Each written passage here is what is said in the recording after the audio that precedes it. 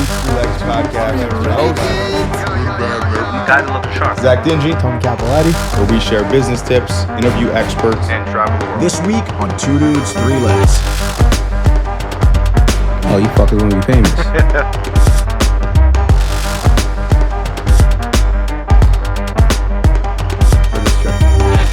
This is his phone. We'll place it inside this envelope like this. Take the hammer and smash number 6. Welcome back to the Two Dudes, Three Legs Podcast with your host, Zach Dingee, Tony Cappelletti. the one and only magician, Chris Dare. He's going to do some magic for us live on the show. We're going to talk about his story, where it came from. Yeah, sure. Well, I just want to say thank you for having me on. It's a pleasure to be with you guys tonight. Telling my story. Thank you. Yeah, I started magic when I was about 7 years old, and I fell in love with it. One night, my grandmother called me up and she said, "Hey, turn on the TV. There's this guy who can levitate." And I rushed to the TV, and it was David Blaine. And I remember watching that as a little boy, and he did a card trick to me that I'll never forget. He told me to choose one card in the deck. I chose the card sitting there in my living room, and he took a card that wasn't mine and changed it into the card that I was thinking of. And I freaked out. This is the first time I ever saw magic, and I was like, "What?"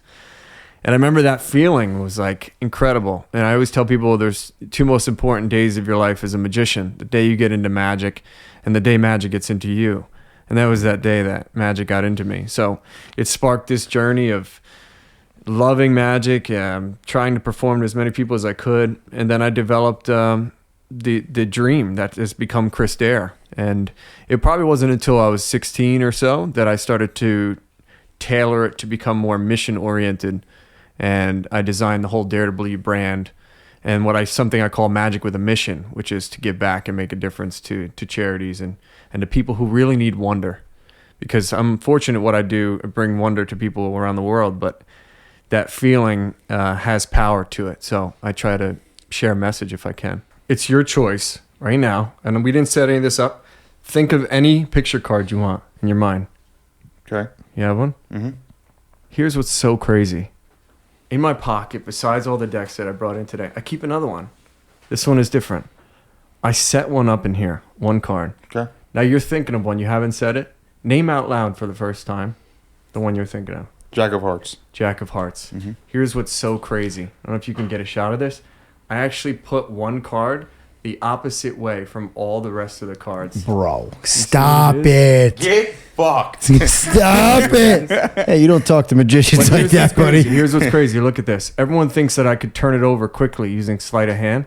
Impossible, because it's the only blue card. The rest are red. But you know what's really crazy? I'm so happy that you thought of this card, the Jack of Hearts, because I actually didn't bring any other cards with me tonight. That's the only card that I brought. What in the world, bro? See? This is going to be a bad podcast because I don't know what to say now. What do you just clap, What goofy. do you even answer to that? So, maybe I could have forced you in some way to think of that card. I mean, it was completely random, but maybe you could think something's up with the deck. Let's try this with you, if that's okay. Yeah. It's good with me. So we're going to do this with a different deck, but these you Look can at see. the box. That's You can sexy. see are all real cards. Yeah. Just think of any card. All right. Think of one in your mind. You got one in your mind? I do. So somewhere in here is the card you're thinking of. Think of either red or black. I want to say this is black. Is that right? It's not black. It's red. And think of either hearts or diamonds. This is hearts. No, it's diamonds. All right, ladies and gentlemen, that's it. My name is Chris Dare. Is it an ace? No. Name out loud the card. It's okay. To 2 of diamonds. 2 of diamonds. So somewhere in here is a 2 of diamonds. There's no way for me to know where it is. Look, I want to do this. We'll give it one cut. You're thinking of the 2 of diamonds. Anytime you want, just say stop. Stop. Here, look at the card. Don't show me, though. You can see. Okay. What card is it? It's the 2 of diamonds. I don't. But here's what's Get crazy. it. This is what we'll do. That's the one you wanted, the 2 of diamonds. Sign it so we know that it's your card. Yeah. Give it a signature. Give it to John Hancock. That card's going to be worth a lot of money one day. Because of my signature or his magic? Good. Both. So now he's signed it. There's no way to change it. Here's what we'll do. Can everyone see this? Yeah? You got it too, right? Watch what happens. Think of your card in your mind. If I leave the deck here, this, watch this. Slowly, look. We start to wave on the table. I can get the deck. It's Start to it's move like moving. that. You see? Oh my God. Look. See? Stop. The diamonds. Yo, What? in the world? What?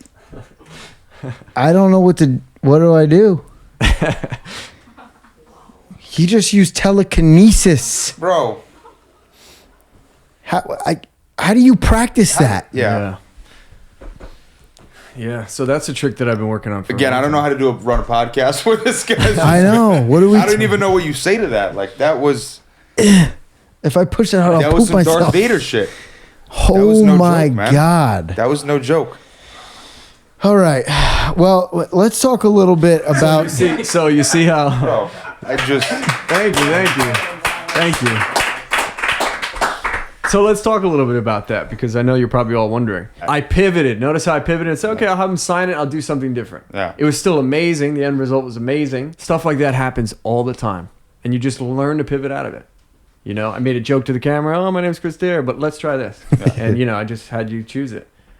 But it's quick thinking. It's just Game figuring time it out. decision thinking. Yeah, It's bro. good stuff. And it's in real time under real pressure, Yeah. which is something else I think can translate to the business world. Absolutely. If you can't Yeah. Is the perform under whole pressure. play for a magician to get... this is going back to the business side, because I don't know what the fuck else to talk about with that. Because is the whole play for a magician in terms of the business to just get paid for engagements on stage? Is that the only way you can get paid as a magician? No, I mean, there's different. My shows are, I either do a close-up magic show, Okay. or I'll do a stage magic set, or I'll do a combination of both. Close up, like where would a close up be? Where would you be? Well, I would perform at like a cocktail hour, that kind of thing. Got it. Roaming got it. from group to group, usually 5 to 10 people at a time, that kind of stuff. And- But there's also something new I'm working on called Perception Meets Reality, where it's a motivational talk. So it's public speaking now with magic. Oh, that's awesome. Interesting. Yeah, it's a different. If it's a different. That's thing. entertaining. Yeah, it's a That's totally different take on valuetainment, it. bro. And it's a great way to anchor in certain valuable points of motivation or showmanship or sales. I've even tailored this to be certain sales points for people using magic. So instead of just some guy blabbing on stage or telling his story, I'm using magic to kind of anchor those points for people. So it becomes entertainment and education. Dude, that's big. Yeah. That's big because people remember stuff because you're making them. Yeah. Yeah. Yeah, exactly. Wow. We gotta- I like that idea. we gotta a lot. introduce him to I like that idea a PBB, lot. bro. Yeah. What's the most you've done your magic in front of? The largest group. Largest group. So probably 3,500 to 4,000. So that show you're talking about? Wow. Yep. That's a lot. Yeah. That's a lot of people. So it's a lot of on the road though. You're traveling. You said you've done shows in DC. Like a lot of it is.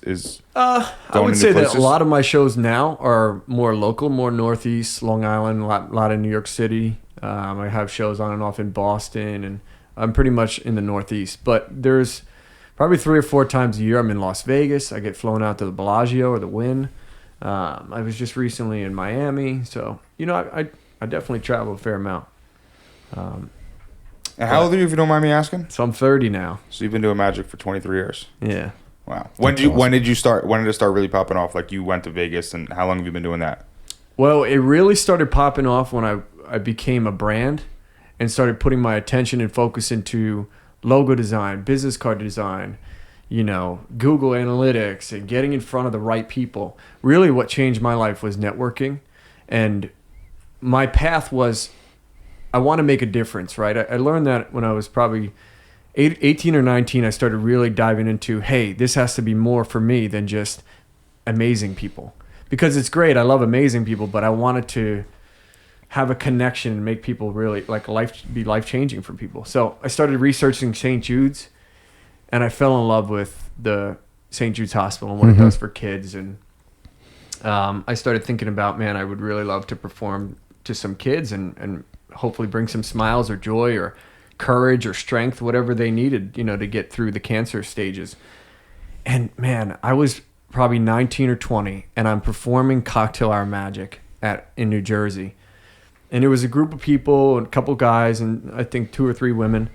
And after I was done with the performance, a woman comes up to me. She says, "Here's my card. I'd love to have you perform with us." I look down at it. It says, St. Jude's, Director of Events for the hospital. That's crazy. I'm like, oh my God, I gotta, like, I would love to perform. She said, "We'll have you out at the hospital in Memphis to do magic for the kids."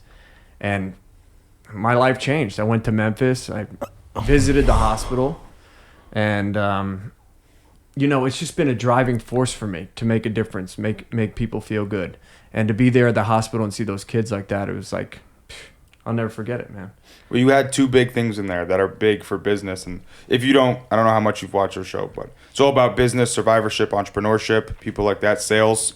And the 2 things you just said were it changed when you started getting into bigger shows, when you started building your own brand. Yeah. And then it changed when you started networking and meeting new people. Yeah. Those two you also have lessons are huge. The network on purpose. So I was constantly going to charity events, even if I didn't get paid. Hey, Yeah. I know I'm in the right room. Right? Yeah. Being in the right room really makes a difference. And, I don't know if you'd call it God or coincidence. I was in that right room when that woman was the director of events for St. Jude's. Like, if I wasn't there, I would have never taken this path and performed so heavily. And Well, the universe happens when you say you want to work with St. Jude's, and then all of a sudden, a year or 2, I don't know how long it was later, but then it shows up. When you know what you want, it just... You put it out, and it always comes back to you. Years, I want a sales coach that's been in solar, that want a business, and all of a sudden we go to the Volt conference, and we're sitting at a random table. Boom. Guy comes, sits down. Now he's my coach a month later. You know what I mean? It's just like... Yeah. I asked for it, and then never a year know, later, man. he sits down at a Ask and you random shall table at a receive. business conference with us. Now, as far as your business, you're running it all solo. Is it you and your wife? Is it you and a partner? So I did have a manager for quite a long time, and we were always working together, took events to the next level. We were networking together. But then COVID slowed things down, so naturally my events kind of slowed down. It was hard to kind of stay, together at that point. So since COVID on, I've been working basically solo, managing all the contracts myself. My wife handles to keep me on track. Like she reminds me of stuff, and but yeah, most of it's just me. Right now. What magician? Sorry, wow, I can't speak. What magician inspired you, and who are you trying to kind of mimic? Like in business, obviously, they say Kobe's like Michael Jordan. You there's people that you look at that say, "Wow, I want to be like or more like that guy than somebody else." What magician was your person that you grew up watching and you wanted to be like? Was it David the main Blaine? one was David Blaine, Okay. yeah. But man, I've developed so many heroes in magic. Yeah. And there's so many things that I admire about certain performers, and I admire other things about others. But like David Copperfield, for example, he's the OG, right? Everybody knows him. But he does stuff where he's more of a storyteller. And that's kind of like, I'm going to show you a piece of magic in a minute that I designed for my virtual show. But I want to tell a story with it. And that to me is very powerful magic because people get engaged in the words and they follow along. The brain lights up. And Copperfield's a master at that. Whereas Blaine is more of a endurance artist. He's a stuntman designed as a magician. And but he does amazing magic too. And there's so many other guys. Like Darren Brown is more mentalist, so he does experiments where he hypnotizes people. And there's something great. Check it out on YouTube. It's called Apocalypse, Darren Brown Apocalypse. But he hypnotized somebody, put them to sleep, and then moved them to an area where there was a bunch of actors and stuff, and they woke up in a world that was like hit by a meteor. Yeah, like a meteor. And he hired these zombie actors, and this guy was like, "What the hell am I?" But What? Yeah, it was crazy. That's sick. But the reason he did it was because the guy was a very not shallow guy, but he was just a lazy guy, didn't have much responsibilities, and they were privately filming him at his house, like set things up where you could see him lounging when he should have been taking care of responsibilities. And so while he was in this apocalyptic world, they introduced a little girl to him that said, "I need your help to find my parents. Like, please help me." And he's like, "I'll help you." And so that developed responsibility for him. It was just amazing. Wow, It's like therapy. Yeah, it's so deep. That and is then deep. they hypnotized him again, woke him back up in his own bed, and he thought the whole thing was a dream. And then he walked outside and all the actors were there. Holy. Yeah, it's amazing. It's called Apocalypse. Crazy. You can look it up. I saw.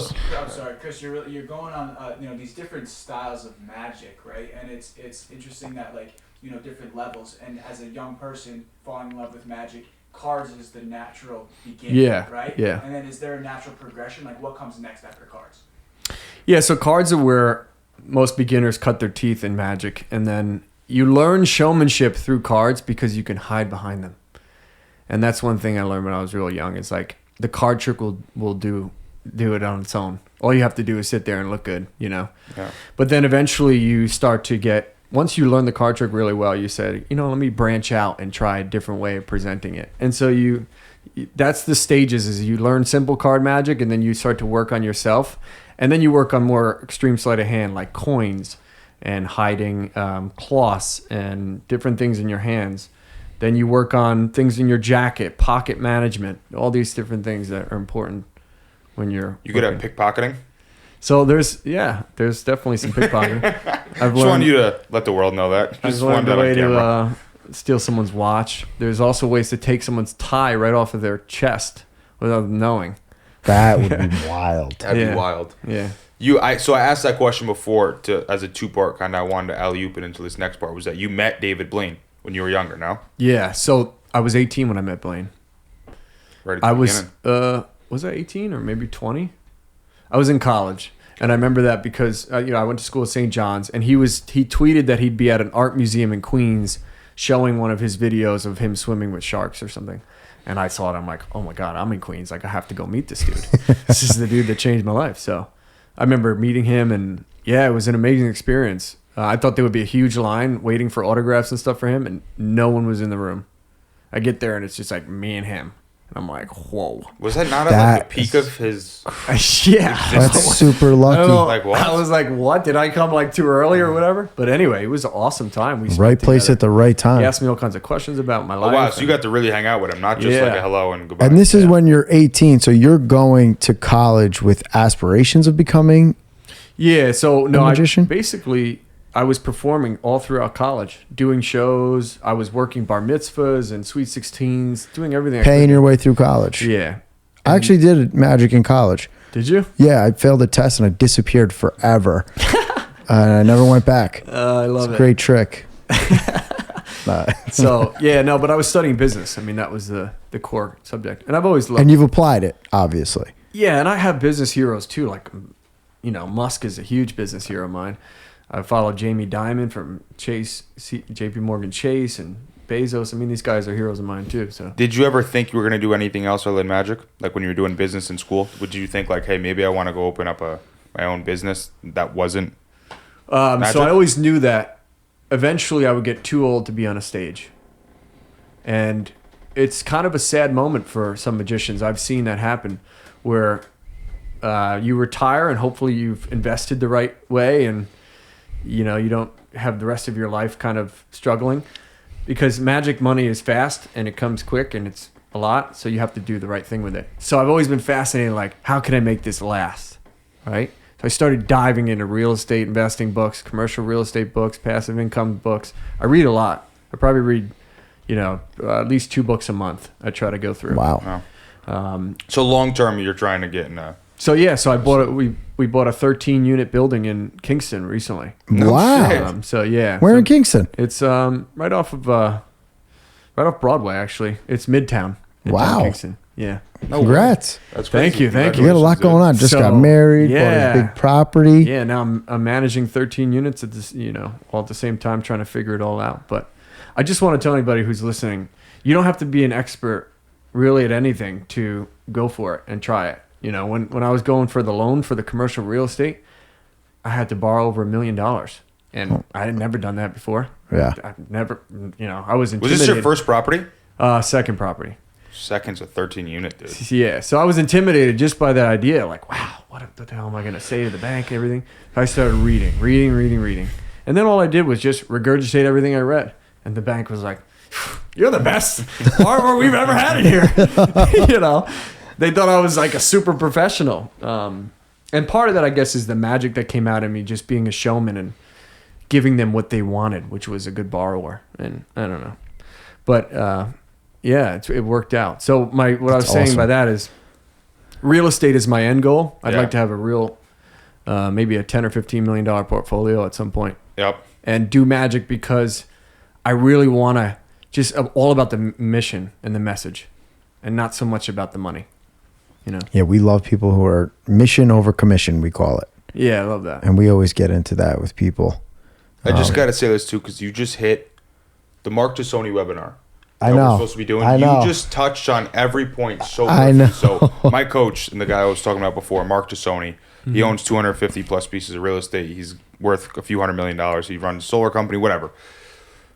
When we did a podcast with him down at the Volt conference we were at, and he did a clip about the 4 ways to become financially independent, to create wealth. And it got like over 1 million views on Instagram. So we made it a live webinar. Well, the 4 ways are how to eliminate self-sabotage, how to rewire your brain, learn a ridiculous skill, and then you ought to learn how to invest. And you literally just like bing, bing, Named bing, every bing. That's one of it. them, Your yeah. skill That's is it. magic. You know what I mean? You're investing long-term in real estate. Because That's the eventually your play. money has to work for you. I mean, you have to position in a way where, yeah, now's prime time and we're all doing well, but it's like, how long can that last? And you have to plan for the future. And I've always just been big at that. Also, I was listening to a podcast recently, and they were talking about the 3 things you should, at the end of your life, you should be focused on and live your life now so that you have a better experience towards the end of your life. But the 3 things were, did you have a life where you actually lived? Did you have a life where you loved? And did you have a life where you mattered? Live, love, and matter.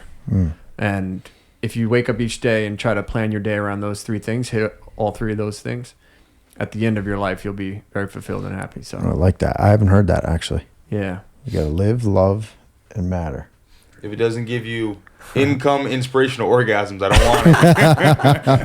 All right, That's close. Let's do some that's magic. close. So let's try this. I want to do a piece of magic to you now that's part of my virtual show, but I'm going to do it 2 ways to you. The first way, I'm going to do it like a normal magician would, and then the second way, I'm going to do my version. And you can Okay. see both and give you some clarity into my thought process and design. Okay. So, guys, I want you to see this. Here we have a deck of cards. Can you see? All the cards are different. I can. I They're can all confirm. mixed up. Yes. Yeah, all different. Here's what happens with the deck. You can see it clearly here, just like this. If I do this, wave, and just a snap like that, all the cards will go back to regular order. Do you see that? What? All of them go back to exact perfect order. Oh, God.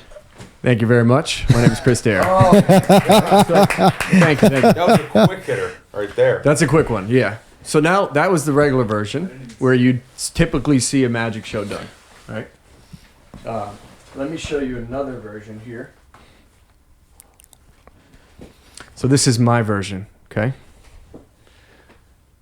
In life, we're all dealt a series of cards. And a lot of times it can feel like these cards are out of order or not in the position that we want them to be in. And most of us spend our entire lives trying to rearrange our own decks into the order that we've always wanted. But I want you to know that if you give it a little bit of faith and you give it some time, everything will work itself out. Everything will go back to regular order, the perfect order for your life. But you have to give it faith, and you still have time. That's showmanship, That was baby. fucking dude. I see what you mean there, where you're saying why you do it that way and how you're making it your but own. it's 2 totally different perspectives and Correct. performances. One leaves you with a message, but it still has the magic, Yeah. and the other one is just magic. Yeah. Yeah, but that other one, is anyone else doing that in the space? Is there anyone that's even relatively like trying to perform like that? So there's probably a handful of guys that I can think of that have a similar style. Yeah. I wouldn't quite say that they're as mysterious. Some Yeah. are more upbeat. Like, I don't know if you know who Ed Milet is. Obviously, he's a huge Yeah. motivational speaker and stuff like that. He's really like rah-rah. So there's magicians like that who Yeah. are real pump you up. Mine is more of kind of make you think. Yeah. Who's your favorite business guru you listen to on Oh, YouTube or man. on podcasts or books?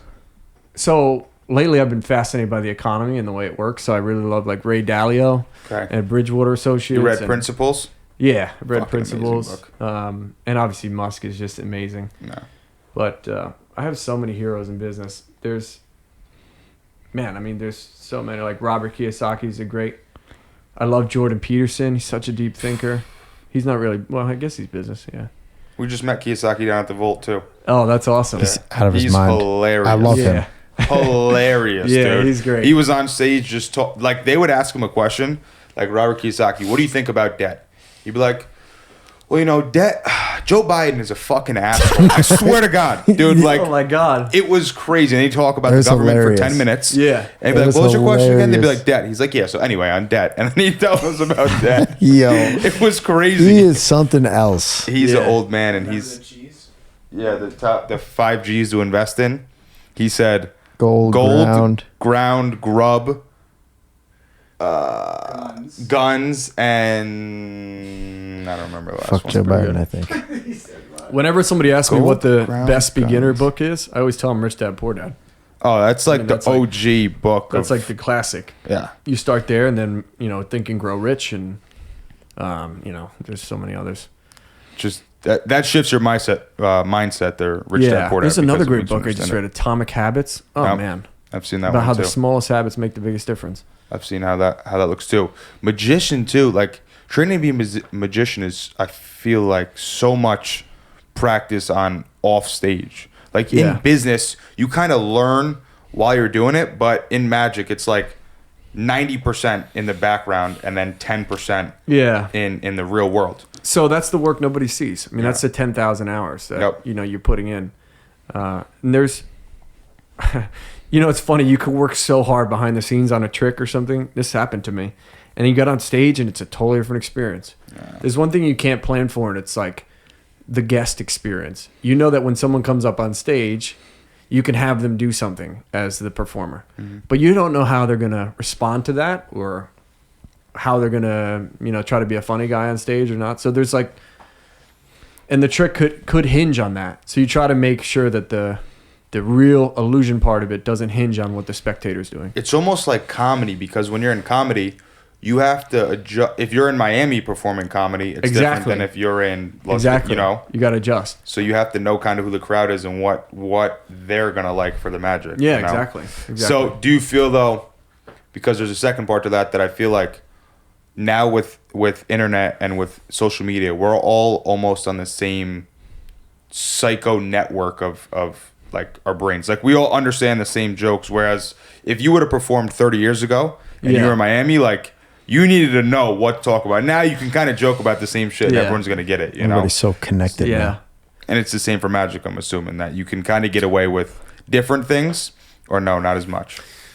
For me, it's like, I rather, not so much, I see what you're saying, the comedy end of it, you have to be careful what you say, or you have to design the show in a way where, but what I've noticed is that when you're performing for an audience, it's ebbs and flows.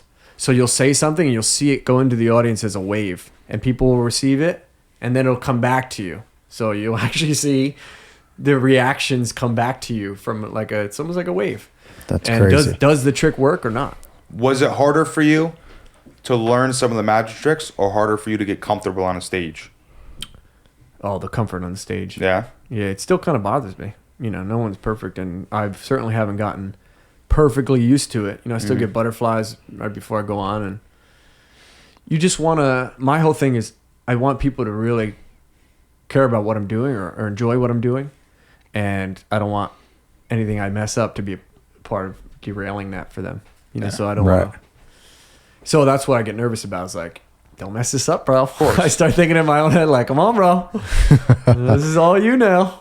But if it's well rehearsed enough, you shouldn't have those talks to yourself. Of course. The more Yeah. practice, the easier it becomes, of course.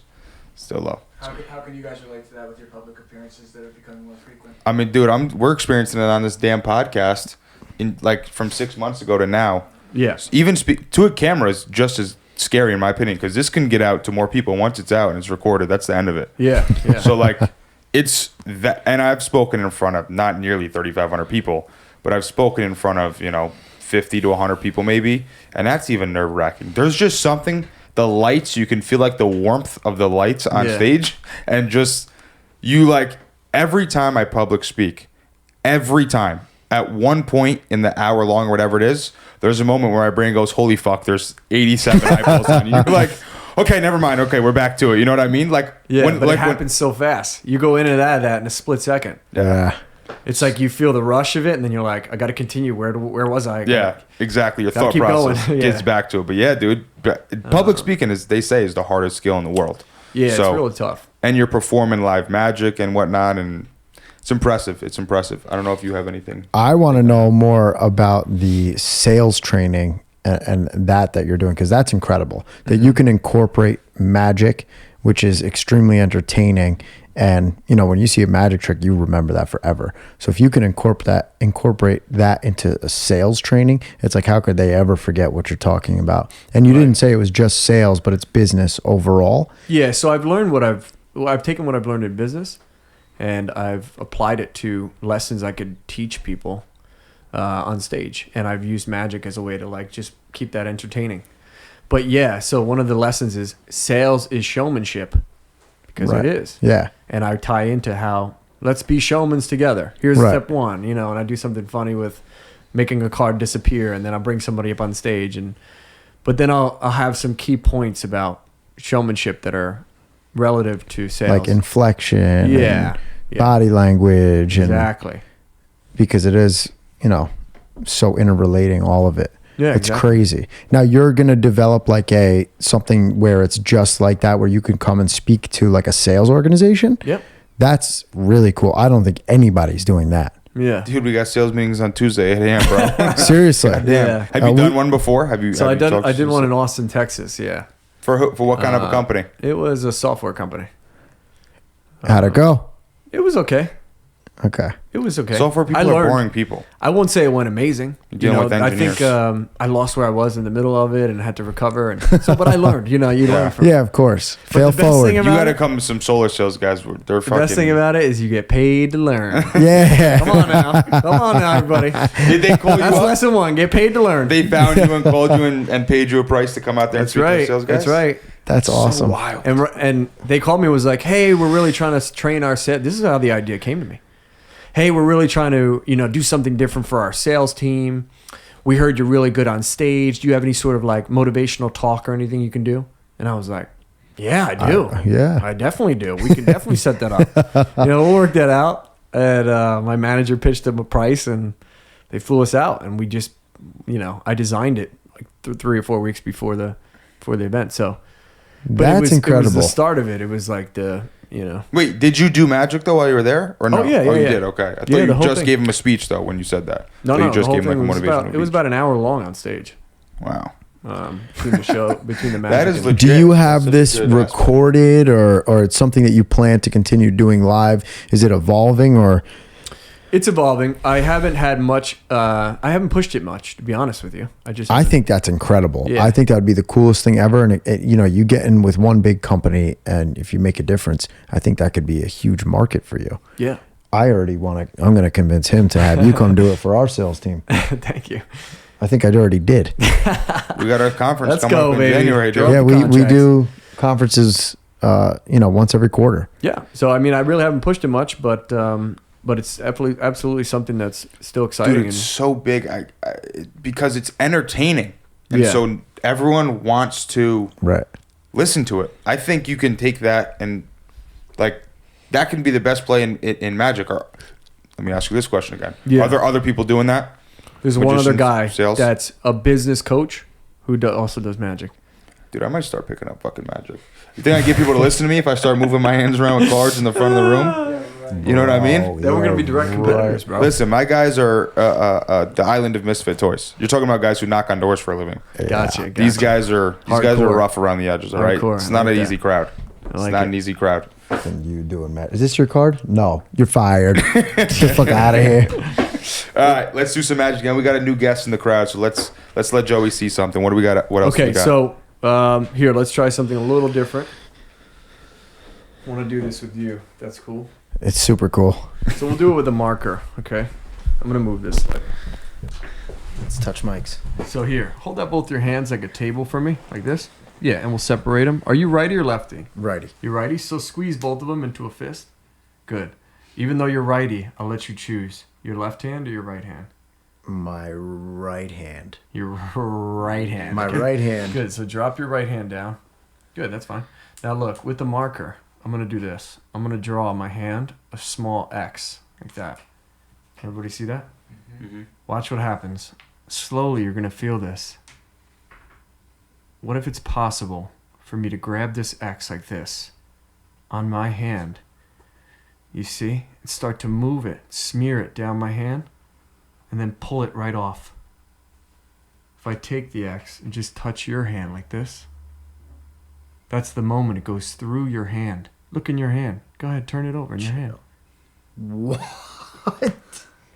How? When? Oh my God! see it. Show Is him he it! down? Show him it! Show him it! Show him it! Crazy. What in the world, bro? Thank you, thank you. Oh my god. Wow. How do I get it off? Oh man. Try my hand. Try my hand. What just happened, Tony? He just drew on me, and I don't know how he did it or when he did it, but I know he did it. Dude, This is something cool we can do. stuff blows my So you can see they're different. This is one of the ones I learned when I was very young. Okay, this is a starter trick, but I probably learned this when I was 15, 16. But this has been a great trick, and I just want to show it to you because it has a story. So here we have a normal deck of cards. When I was first starting out in Magic, I thought the best place to go is maybe a bar. When people were drinking, they wouldn't catch what I was doing, and I can get by with sloppy magic. That's not exactly how it went. Here's how it went. I approached a group. I was at a bar, and I was a little kid, and I said, "Hey, can I show you a magic trick? Here, take a card. Go ahead. Anyone you want. Go ahead, take one out." And the person took one, and he showed it to all his friends. Okay, friends. Show it to all your friends. Show it to only the friends. Show it to your friends. Show it to the friends Okay. at home. And then as soon as he showed it to everybody, I said, "Just say stop anytime you want." Stop. And he placed it back. He placed the card back. As soon as he placed it back into my hands, he took the deck out of my hands. He said, "What if I did the trick, Magic Man?" He was laughing and joking with his friends. He took the cards, he put them face up and face down, started mixing up the entire deck, and said, "What if I mix up the cards? Could you do the trick now? Bet you can't find my card now." Right? And he hands me the deck back like this. Now, I was young. I didn't know what to do. I looked down at the deck. I was frozen almost. Some of the cards are face up, face down. Other cards are face down, face down. But then I thought to myself, if I was really Magic, maybe all I'd have to do is snap. Give it a wave like this. And all the cards would go back to regular order. Do you see that? All except for one card. Oh, With any luck. stop it. It was his card. Eight of Spades. Doesn't end, bro. No. Party tricks. The amount of party tricks that you can have. This is just old stuff. How many women were you pulling at the bar before you were married? Man, With I magic cannot tricks. answer that now. That was also magic. Yeah. And you know, some of the sleights like this stuff, the flourishes, this is just years of constantly dropping cards and figuring out pressures and stuff like that. Like this is a pressure. See? Mm-hmm. The amount of pressure gets a perfect shuffle. And there's things like this. This is all pressure. That's all pressure too. That's crazy. Knowing like, see, I'm squeezing it, but I'm not letting them go. So it's just knowing like how much pressure to apply to the cards. Yeah. And that's called handwork? He's sick. Finger That's work? all You just sleight of hand. Sleight of hand. Be sick in a casino. You can steal a lot of people's money if you are an advanced presenting your casino guy. What do they call Yeah. those guys? Forget the name. I don't gamble. So, yeah, go ahead. I'm sorry. No, I was gonna let you go because I had nothing to go into. So how long do you think that you will continue to perform? My whole life. I'm never gonna let this go. Let me tell you something. We saw Chris Angel. Where were we? Oh, I feel bad saying this, but No, I'm going don't to go feel bad. in. Go The in. guy- We is were amazing. in Vegas. Yeah. He was incredible for the most part. But he was also incredibly out of his prime. He was wearing like you show up in Vegas and all the pictures are him and he's jacked and ripped with his abs and he's floating and there's fucking doves everywhere. Yeah. And then we show up and he's like, "I'm Chris Angel." And he looks like he ate Chris Angel, but he's like, It was a little. he did the magic well, but like he was out of the, he wasn't delivering like a showman, I felt like. And I hate to talk shit, I don't not like talking talking shit, bro. but it You're was talking- true. Like we're there and we were No, all no matter very underwhelmed because he was just like, and for my next trick here, fuck you. Like that's kind of what it felt like. Yeah. It was just, he was like, all right, let's get paid so I can get out of here. Well, that's a good point. So that's an excellent point. Most routined magicians like that have residencies in Vegas end up that way, where they're a slave to the show. They have to be there. They have to perform it night after night, day after day.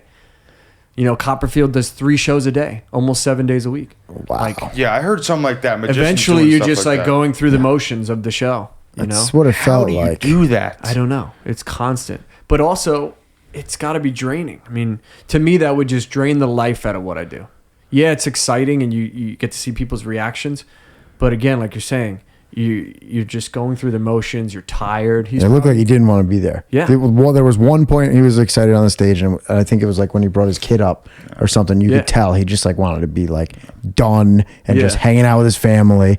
But it was cool. It was a cool show. Well, that's Just- like telling an artist, someone like Picasso or Da Vinci, hey, every week you have to produce a piece of art. Every week. Yeah. And it has to be as good as the last piece of art you had. Yeah.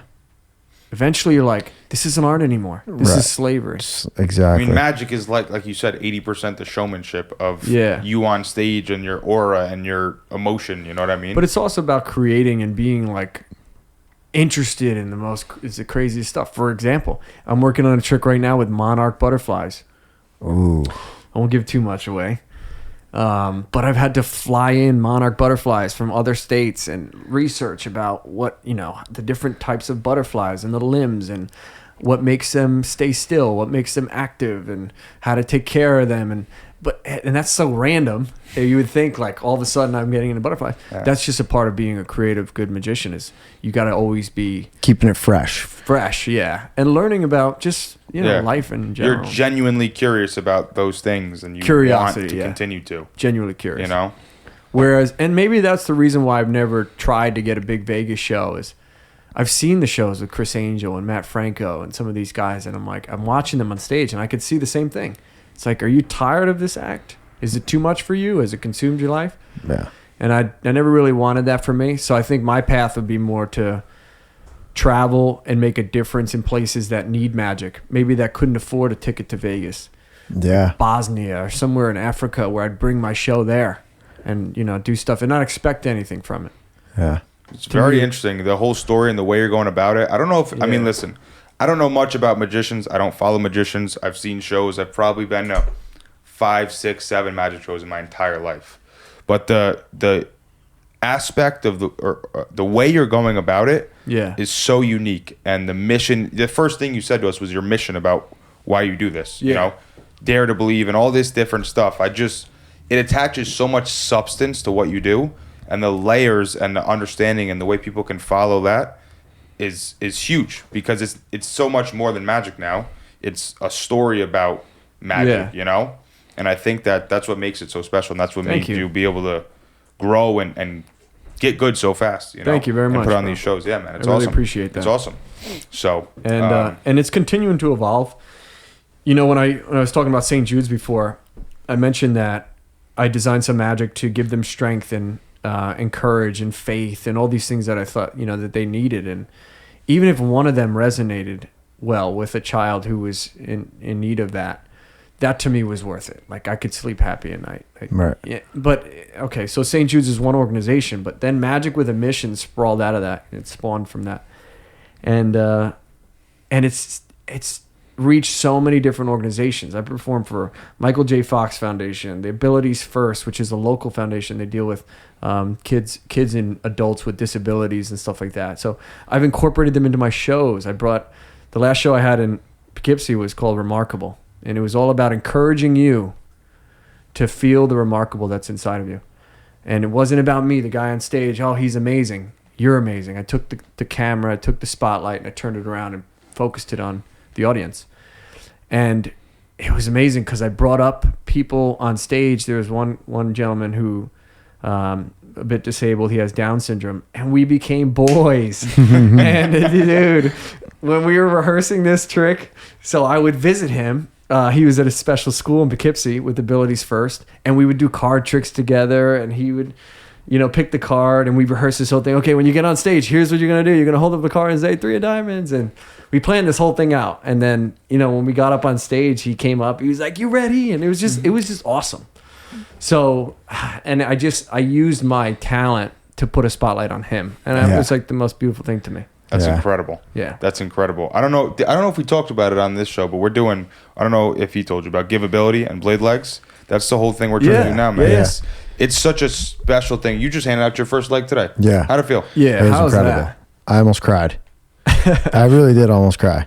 You should let it out. I know. I have a hard time with that. We'll get there. Maybe by like the third one, I'll just let a tear We've go. already raised enough money for 5 legs. Yeah. Yeah. Wow, it that's definitely amazing. giving back is the 24 closest hours, thing bro. to receiving it Oh my yourself, God. I'd say. Yeah. It was incredible. So how do you find your donors that somebody that people that you're giving the legs to? So actually, we have this network of people that we're working with. One of them is the founder of Levitate, the company that builds the blade legs.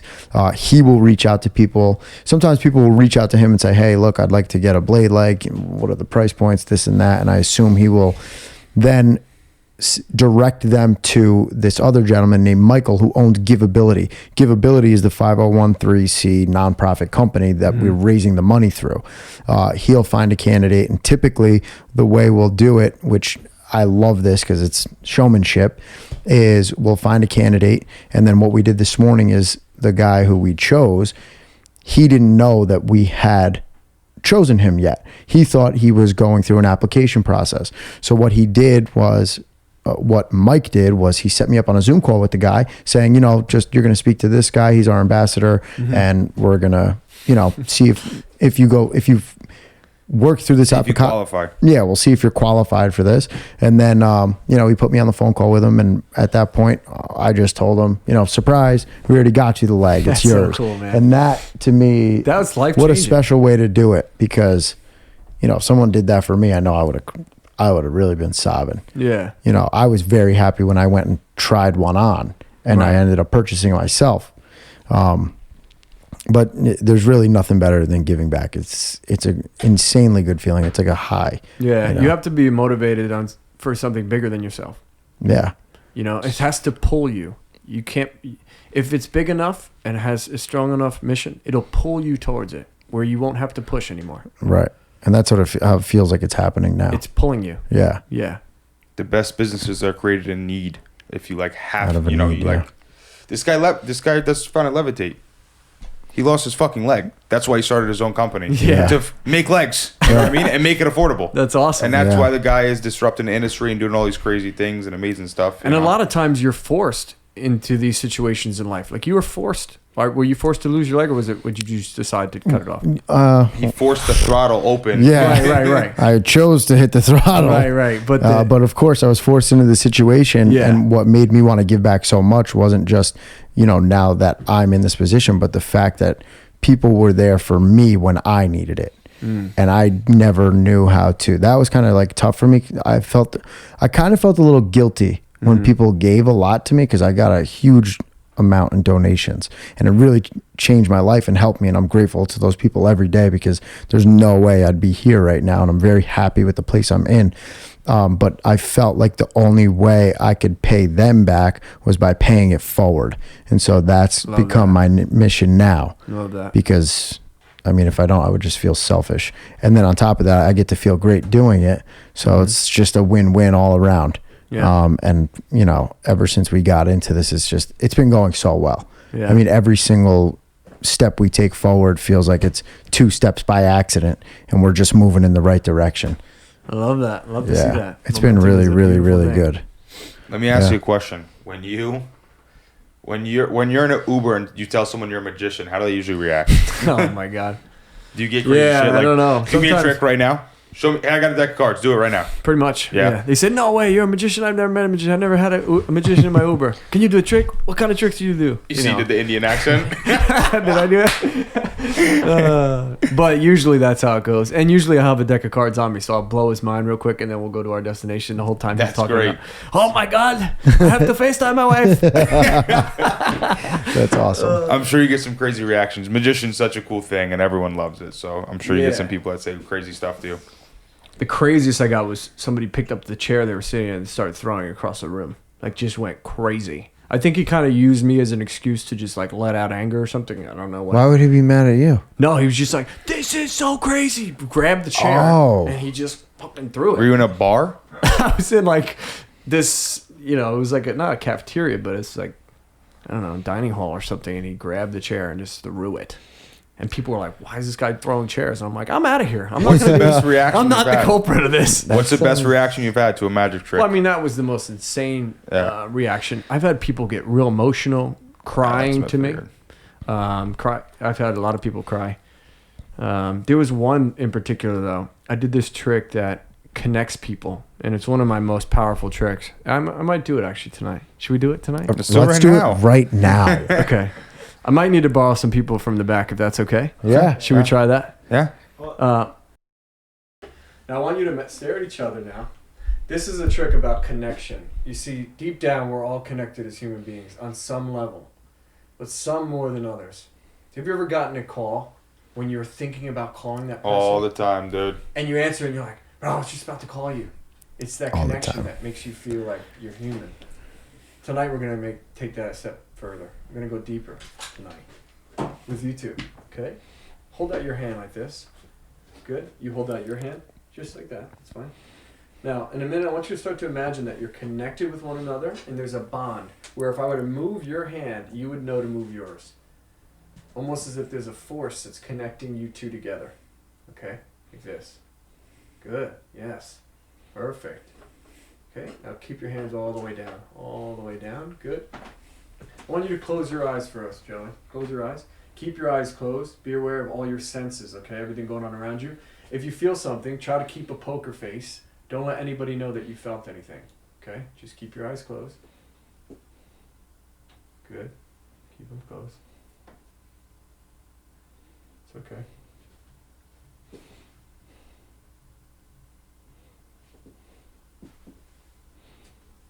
You can open your eyes, okay? Open your eyes, Joey. When your eyes are closed, did you just feel something? I mean, I felt something physically. You did? Yeah. Oh, you did feel something.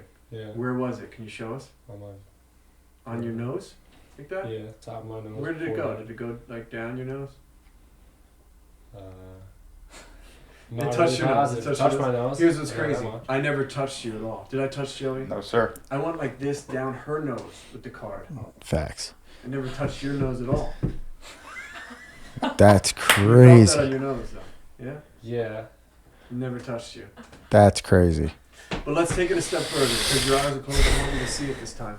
So hold out your right arm, Joey. Good. And hold out your arm as well. So again, imagine you're connected with one another. Same time. Good. Just like that. Hold them steady. Perfect. Whenever you feel it now, this time, I want you to close your eyes. Whenever you feel the bond is strong enough, go ahead and close your eyes. Yep, good. Keep your eyes closed. Be aware of all your senses, everything going on around you. If you feel a touch, just keep track of where it is and how many times, okay? Mm-hmm. Good. Keep your eyes closed.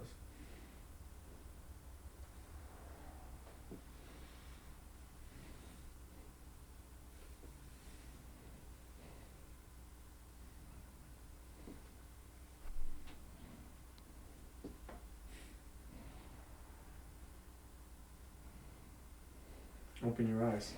You feel a touch? Yeah, Where was it? on my pinky. How many times? I think like 3 maybe. 3 times? Yeah. I touched his pinky like this. I never touched your hand at all.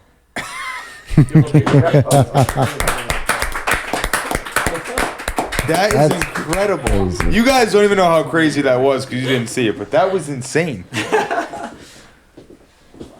Flicked my nose with the card. I was like, what is he doing? We're all You connected. felt him flick your nose? I thought he went up to me and just like. Watch out. Like, I thought he just touched No. me like that. And I was like, oh So we're all connected on a much deeper level. That's not magic. You had someone cry when That's Wait, psychology. you just said that's not magic. So that's more psychology than it is magic, but it's very powerful because it just shows that we all want to be connected. We all have that sense. It's like we know deep down we know we're all one race. We're all here together. So That's a beautiful message. That's Chris. Yeah. Guys. Thank you. I've seen that before. That thing where they put like a wall in between a fake arm and then Yeah. your real arm, Yeah. and they hit it with a hammer, and you're like, oh, Yeah, exactly. That's That- the same concept. that's crazy. Yeah. That's crazy. So I did that trick to a mother and a son, and I just was like, didn't think anything of it. Just went through the routine, touched the nose, touched the hand. She starts bawling.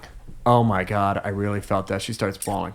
She comes up to me later. She's like, you don't realize, like, he just lost his father, and we've been having a hard time connecting with one another. I'm trying to, fill both roles, and that was really deep what you did. And she basically just lost it. But Wow. Wow. I'll never That's forget her beautiful, though. experience because it was like she thanked me. Thank you for bringing me closer to my son. And I'm like, wow.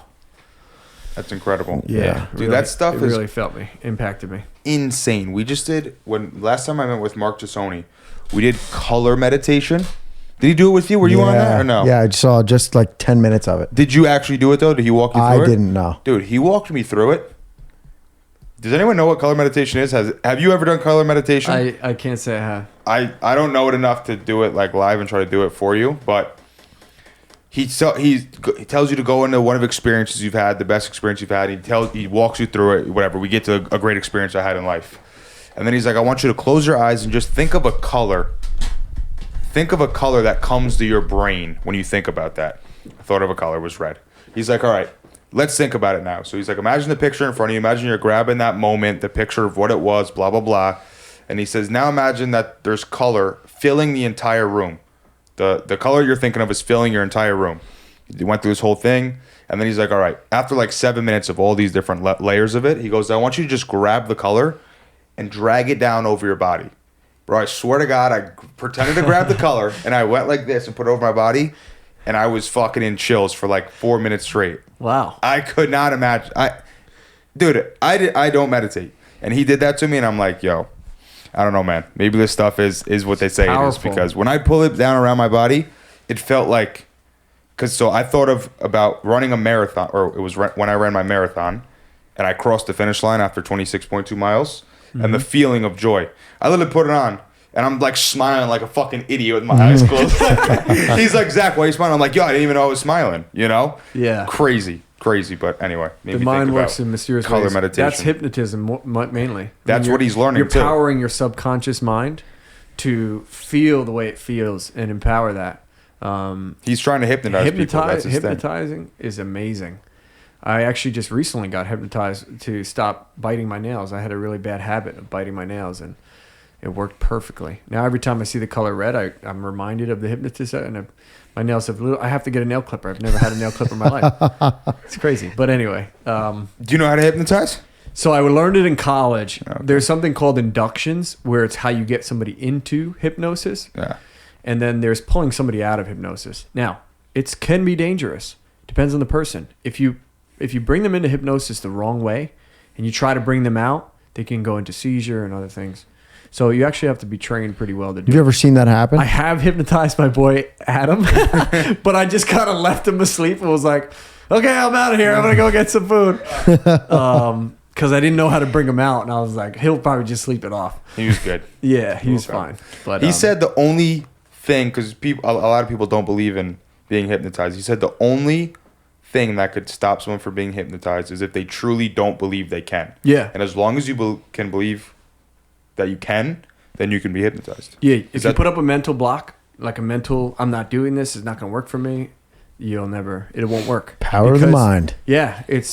You're literally telling your brain, this is going to work. I can't wait for it to work. And your brain starts doing that for you. It starts making you a believer. Chris, how do you deal with skepticism, and do you have a great story of turning someone from a skeptic to a believer? Yeah, when I was 16, 17, I watched a video called Heckler, and it was a magic tutorial video about how to deal with those people specifically. Up until that point, I was just kind of like almost afraid of those people. I would shy away from it.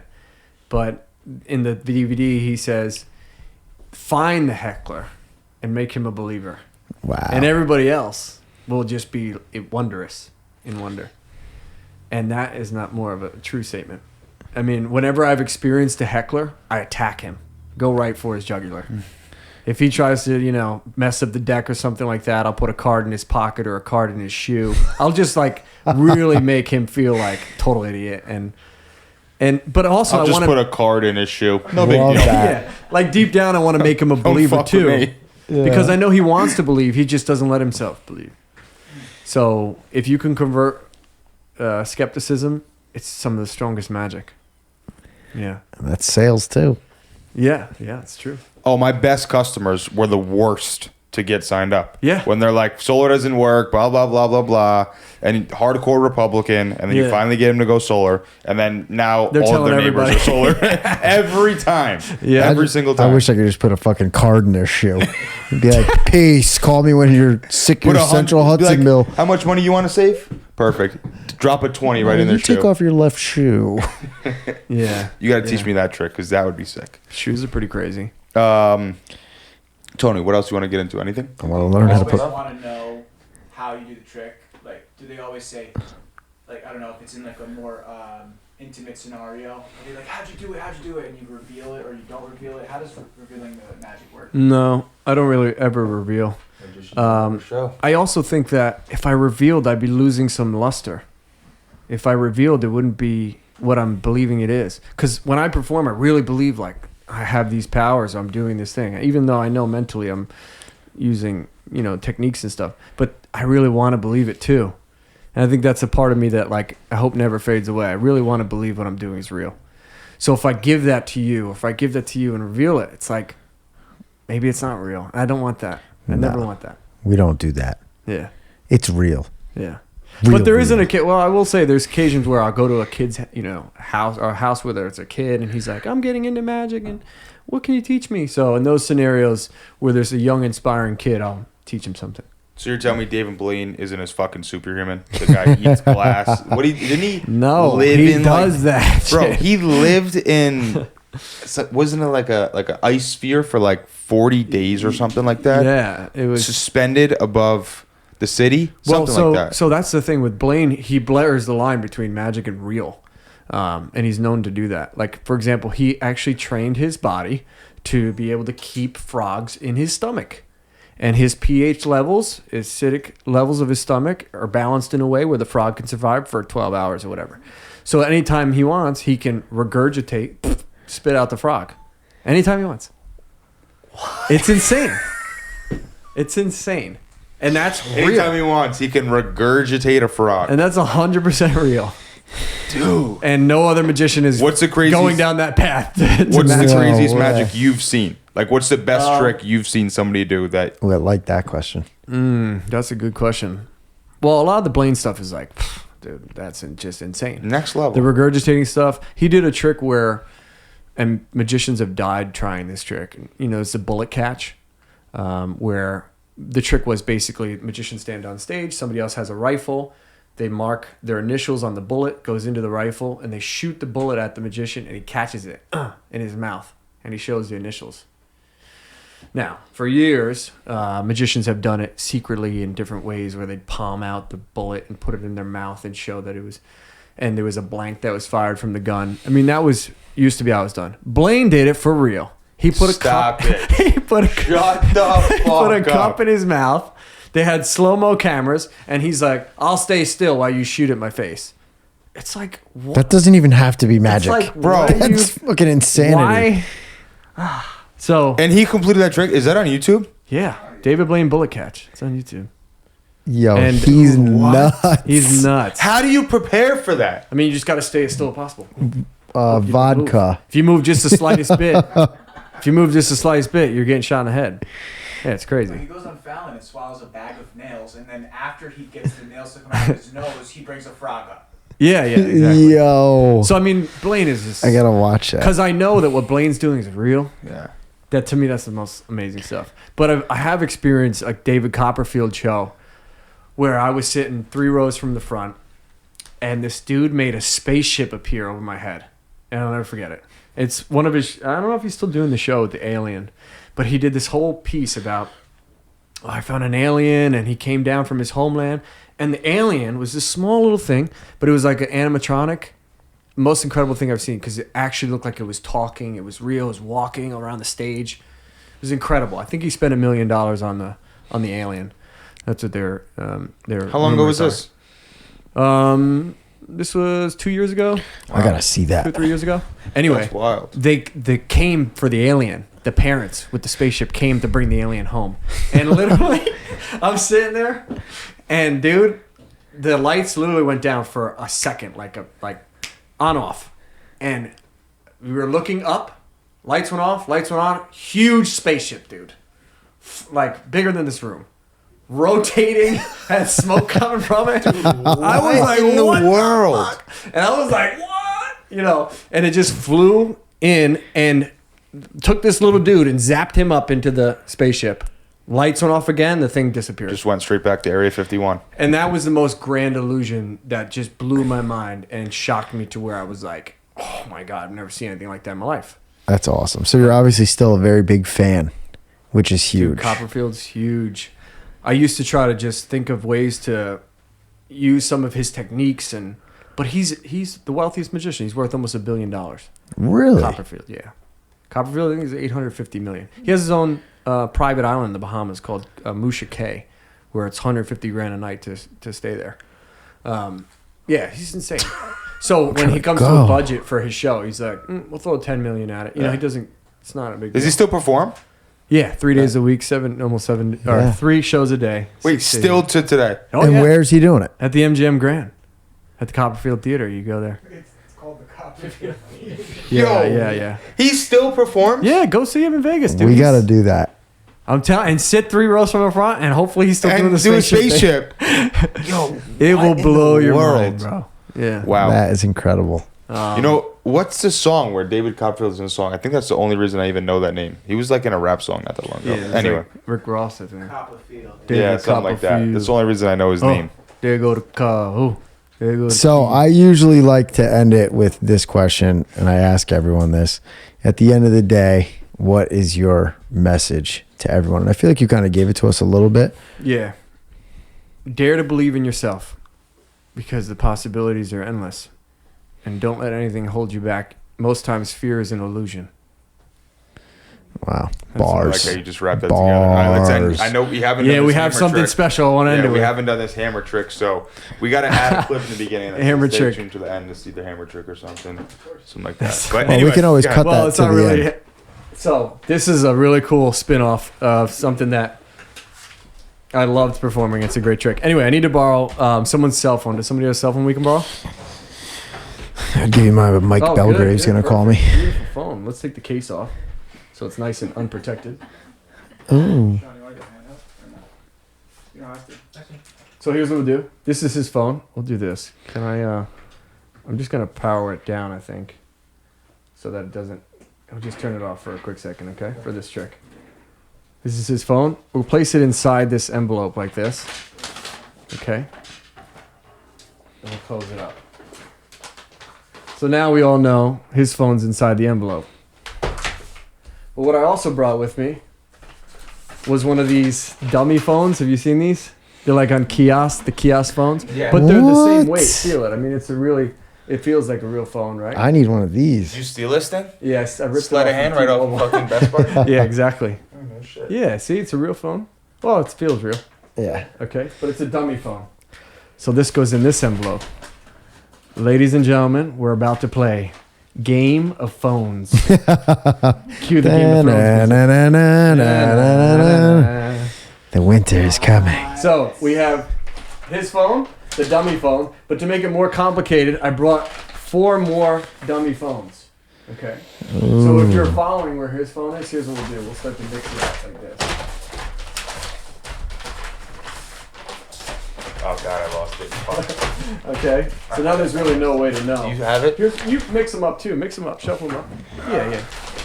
Where's your phone, dummy? So he's mixing them. And then can we have the marker? Yeah. Good, good, good. Here's what I want you to do. We'll put them in a pile. Here, like this. Good. And we'll sign them. 1, 2, 3, 4, and 5. Yeah. Good. 1. Put that over here. 2. 3. We'll lay them out like this. Trying to feel if they feel like a different weight. They all feel like the same goddamn weight. Couldn't take it. Okay, good. I wonder how many phones he's bought learning this trick. And now here we have a dice. Okay, oops. Nice Sorry, rat. grab that. Good. So there's 6 envelopes, and we have a dice. Can anyone guess where this is going? Roll the dice. 6. Take the hammer and smash number 6. Do it, Daddy. Oh! Okay, number 6. Roll again. This is all your choice. Game of Thrones, ladies and gentlemen. I think AT&T's running a special. 6 again, so roll again. Go ahead. Where's that 13 unit Kingston property again? I'm not telling you now. Number 5. I'm assuming I hit this one again as well. Yeah. Smash them all. You just rolled a 5. Sorry, buddy. Oh, that sounded like it cracked a little bit. Yeah, it did. Go ahead. Roll the dice again. We'll try to go faster. Go faster. He's really going Oh, that's for it. 1. Okay, 1. Good. Smash. Good. So go again. 4. Oh. Okay, down to We're not 2 going to go envelopes soft on that left. sucker. Keep going. One more. Pick one. 6. You got one more. 4. 4. 3 or 2 here. Shit. 2. All right. Smash 2, or do I get like a dealer no deal type of thing? Do I get like a dealer no deal thing? That was a good one. You rolled the dice the entire time. Yep, sure did. You shuffled the envelope. Sure did. Sure did. If this Yep, doesn't sure work, did. my name is Chris Angel. Go ahead and open up the envelope number 3. Rip it open. Show everybody what's inside. Let's see what we got, boys. Ladies and Ladies and gents. gentlemen, Game of Thrones. That is my phone. Let's turn it on for the camera. That's my phone. Wow. I don't even. I can't. Thank you guys. My name is Chris Dare. It's been a real pleasure tonight. Dude. We appreciate Man. it. Thank you very much. What a freaking show. Holy crap. We're standing. So we're gonna try something. Here we can see all the cards are different. Here, say stop anytime you want. Stop. Here, look at the card. Show it to the camera. Show everybody. That's a good shit. Good. Now I need to borrow a $1 bill. Do you have a dollar on you? Anybody got a dollar? I got a dollar. You got one? Okay, good. So here's $1. We'll do this. We'll fold it in half. Actually, I need you to sign your name on it. Did I give you the marker back, or do we put it back? I have it. Here, let's see that this. seemed like You knew he magic. had that. Yeah. Sign it for me so we know that it's your $1. Sign it big. Good. Let's see the sig. Show them the sig. Perfect. That way we know. See? Here's what we'll do. Can you hold out your hand like this? Put the $1, fold it into his hand like that. Good. Lay it right in his hand. That's fine, just the way you had it. One fold is good. Perfect. Put your other hand on top like that. So I don't want to touch this $1 from this point forward. Okay? You have a card, don't you? Yep. Can we see? It's okay. Instead of him signing his name on the card, here's what we'll do. We'll do something a little different. We'll take the card like this. I'm going to rip a piece off the card like that. Mm-hmm. Hold the card without the piece. Look, if I take the piece like this, if I start to rub, see? I can get the piece to disappear.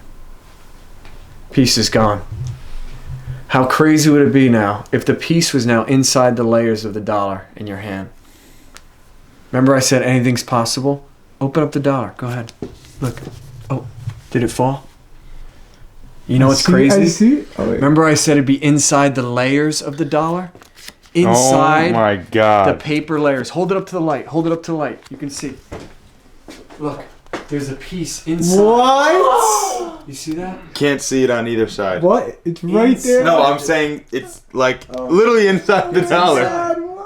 There's a piece inside, but how do we know it's the piece of his card? Gonna have to rip it open, aren't we? Look, we're gonna do a little surgery. Look at this. Come close. I want you to see.